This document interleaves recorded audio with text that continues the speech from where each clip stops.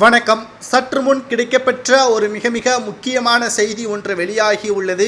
அமெரிக்காவிலிருந்து முதல்வர் ஸ்டாலின் அவர்கள் தமிழகம் வந்துள்ளார். சுமார் 7607 கோடி முதலீடுகள் பெற்றுள்ளதாக அறிவிப்பு ஒன்றையும் வெளியிட்டிருக்கிறார். ஆனால் இது அடுத்த கட்டத்திற்கு கொண்டு செல்லப்படுமா என்ற ஒரு மிகப்பெரிய ஒரு கேள்வியும் இங்கு எதிர்க்கட்சியாக எடப்பாடி பழனிசாமி அவர்கள் கடுமையான விமர்சனம் செய்து வருகிறார். இதற்கு மிக முக்கியமான காரணமே அதிமுகவின் ஆட்சியில் தமிழகத்தின் முதலீடு 4வது இடத்தில் இருந்தது என்றும் திமுகவின் ஆட்சியில் 6வது இடத்திற்கு தள்ளப்பட்டுள்ளது என்றும் தற்பொழுது 7000 கோடி, இதற்கு முன்பாக 3 முறை வெளிநாடு பயணம் சென்ற முதல்வர் ஸ்டாலின் அவர்கள் 6000 கோடி 3000 கோடி என்று கூறியிருந்தார். ஆனால் தற்பொழுது வரை எந்த ஒரு புதிய நிறுவனங்களும் தமிழகத்தில் முதலீடுகளை நிறுவவில்லை என்றும் தற்பொழுது விமர்சனத்தை முன்வைத்திருக்கிறார்.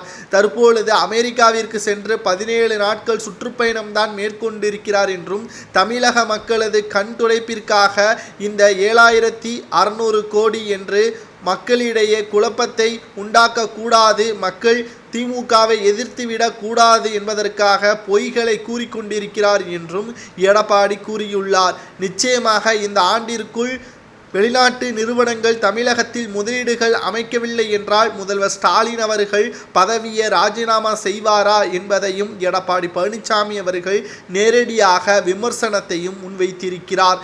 தொடர்ச்சியாக எடப்பாடி பழனிசாமி அவர்கள் முதல்வர் ஸ்டாலின் அவர்களை கடுமையான விமர்சனம் செய்து வரக்கூடிய நிலையில் எடப்பாடி பழனிசாமி அவர்களும் தான் அமெரிக்காவிற்கு பயணம் சென்றார். அப்பொழுது அவர் எத்தனை கோடி முதலீடுகள் பெற்றார் என்று வெள்ளை அறிக்கை வெளியிட முடியுமா என்றும் முதல்வர் ஸ்டாலின் அவர்கள் பதிலுக்கு கூறியுள்ளார். நேரடியாக திமுக அப்பொழுது 7600 கோடி என்பது புரளிதானா? எடப்பாடி பழனிசாமி அவர்கள் கேட்ட கேள்விற்கு சரியான பதிலை கொடுக்க முடியாமல் எடப்பாடியே தவறு செய்துவிட்டார், நான் தவறு செய்தால் என்ன என்பதற்கேற்பதான் இவரது பதில் இருப்பதாக அரசியல் வட்டாரத்தில் பேசும் பொருளாக மாறியிருக்கிறது.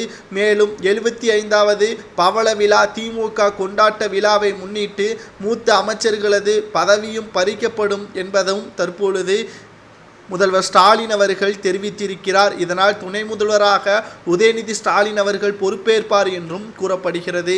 ஆனால் எடப்பாடி பழனிசாமி அவர்கள் கூறுவது போல் 17 நாள் மக்களின் வரிப்பணத்தை செலவு செய்துவிட்டீர்கள், இனியும் சொன்ன வாக்குறுதியை நிறைவேற்றுங்கள், இல்லாமல் இருந்தால் உங்களது பதவியை ராஜினாமா செய்து மீண்டும் தேர்தலில் போட்டியிடுங்கள், அதற்கு பிறகு தெரியும் நீங்கள் உண்மையில் ஆட்சியை செய்தீர்களா அல்லது ஊழலை செய்தீர்களா என்பதை மக்கள் தீர்மானிப்பார்கள் என்று